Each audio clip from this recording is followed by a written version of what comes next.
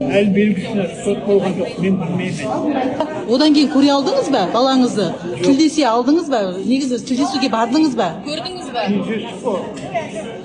Кездесу ұйымдастыруда кіріп шықтық, болды. 5 минут. Не айтты ол кісі? Не айтып үлгерді? Бұнда айтқан жоқ. Өкініш еш нәрсесін білдірген жоқ. Ау, Өкінішін еш нәрсесін білдірген жоқ па? орada айтады сөзде болған жоқ.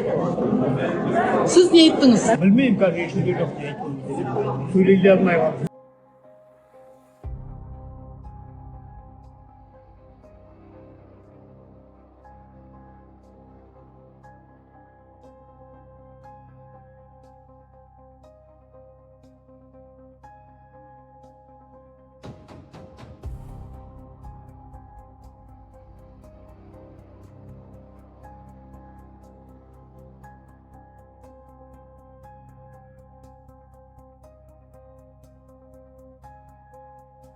Олар мүмкін емес, ондай болады, ондай адам емес.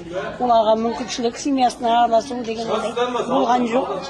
Олар деген жағдайлары, мысалы жақсы, оларға наоборот көмектесіп тұрды осы уақытқа дейін, өлгенше.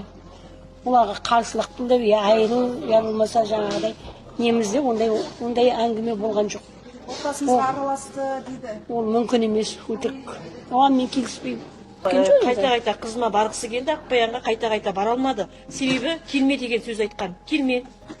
Кіргізбейміз. Даладан жібереді. Ол не масқара? Еще келіп мына жерде айтады. 2-3 рет толғанды. Өзі де жылап, менің атамның жүзіне келген, маған жылап айтты. Кісінің көзінше айтты. Біз 2-3 рет мен қызыма барғым келді, көргім келді, көре алмадым деді. Жалпы айырылысқаннан кейін тәтенің өзі бірге ілесіп, бірге көшіртісті.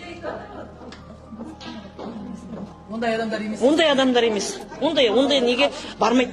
Ағам да жеңгем де жуас адамдар. Өздерімен өздері күндері көрген адамдар. Қолдарынан келген көмекті аямайды. Мен оған келіспеймін соңғы сөзіне.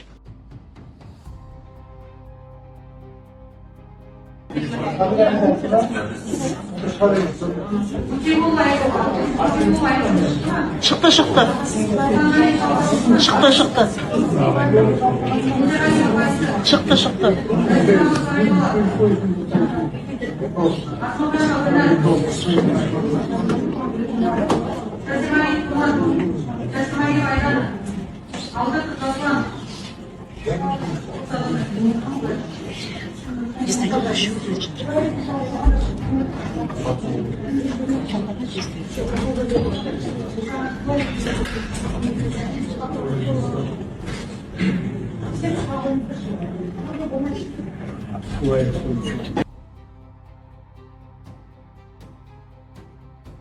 Туған жеріңіз,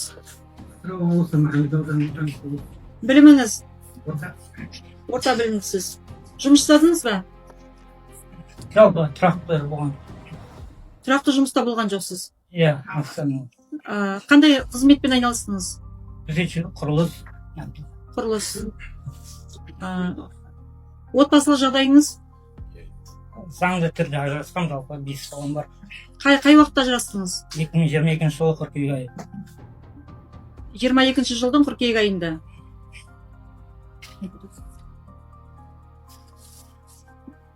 Бұрын сотталдыңыз ба? Жоқ. Әскерге бардыңыз ба? Бар. Қазақ тілін түсінесіз ба? Түсінемін.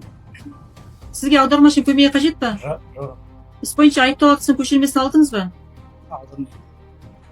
Мен қартымай сұлтан жолы. Туған қайшылы?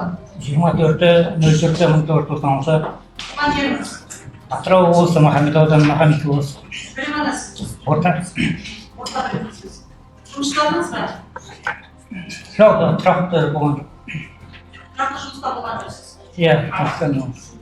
Қандай қызметпен айналыстыңыз? Күзетшілік, құрылыс. Отбасылық жағдайыңыз? Заңды түрде ажырасқан, жалпы 5 балам бар. Қай уақытта ажырастыңыз? 2022 жылы қыркүйек айы. 22 жылдың қыркүйек айында.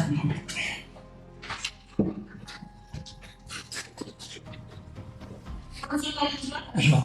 Сізге бардыңыз ба? Бар. Қазақ тілін түсінесіз ба? Түсінемін. Сізге аудармашы көмегі қажет па? Жоқ. Іс бойынша айыптау актісінің көшірмесін алдыңыз ба? Алдым мен. сотталушы жеке басына түсірілген ма?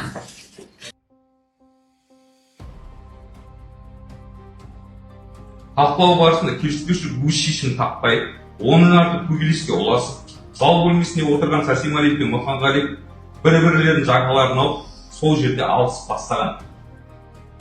Өз кезегінде физикалық тұрғыдан өзін Мұханғалиев Наурыздан әлсіз екенін, оған тиісті дәрежеде қарсылық көрсете алмайтындығын түсінген Сәрсемәлиев бұл келіспеушілікті Мұханғалиевті қасақана қазарға ұшырату арқылы шешіп келіспеушіліктің нүктесін қоюға шешім қабылдаған. Асхана бөлмесінде көздеген қылмыстық құқықбұзушылық пиғылын жүзеге асыруға ыңғайлы ас үй пышағы бар екенін түсінген Сәрсемәлиев Мұханғалиевпен алысу барысында асхана бөлмесіне дейін өзін қорғап артқа шегініп барған. Аталған бөлмеге жеткен Сәрсемәлиев асхана жиһазының бетінде пышақ тұрғанын көріп, оны оң қолына алып қаруланған.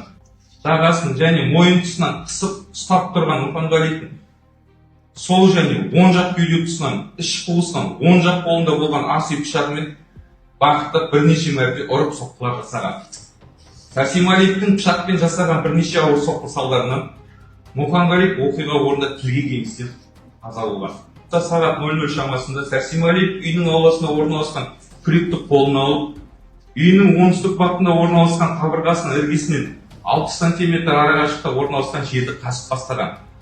Сағат 03:00 шамасында тереңдігі 1 метр, ені 80 см болатын шұңқырды қазып бітірген Сәрсемәлиев үйдің ішінде жатырған Мұханғалиевтің қалтасынан қарау барысында жеке куәлігін, Қазпошта банкомат карточкасын, құны 50 мың теңге болатын маркасы Samsung A21 ұялы телефонын, 3 мың теңге ақша қаражатын көріп, бөтеннің мүлкін жасыру жымқыру мақсатында оларды заңсыз иемдеп, Мұханғалиевтің мүрдесін үйдегі кілемге орап, алдын ала қасып қойған шұңқырға қарай сүйреп апарып, шұңқырдың ішіне мүрдені түсіріп, сол түні сағат 05:00-ге дейін шұңқырда көму жұмыстарын бітіріп, толыққанды Мұханғалиев Наурыздың мүрдесін жасырған.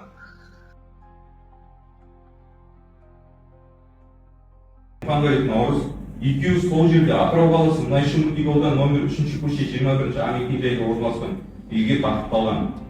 Осылайша көрсетілген мекен-жай бойынша үйге жеткен Мұханғалиев Наурыз бен Сәрсемәлиев аталған үйге кіріп, үйдің зал бөлмесінде отырып, қайта араларында келіспеушілік талқыға салынған. Талқылау барысында келіспеушілік өз шешімін таппай, оның арты көбелеске ұласып, зал бөлмесінде отырған Сәрсемәлиев пен Мұханғалиев бір-бірлерінің жағаларын алып, сол жерде алысып бастаған.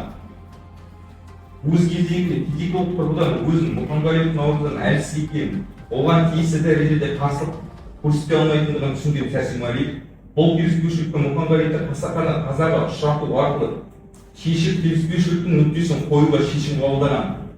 Асхана бөлмесінде көздеген қылмыстық құқықбұзушылық пиғылын жүзеге асыруға ыңғайлы ас үй пышағы бар екенін түсінген Сәрсемәлиев Мұханғалиевпен алысу барысында асхана бөлмесіне дейін өзін қорғап артқа шегініп барған.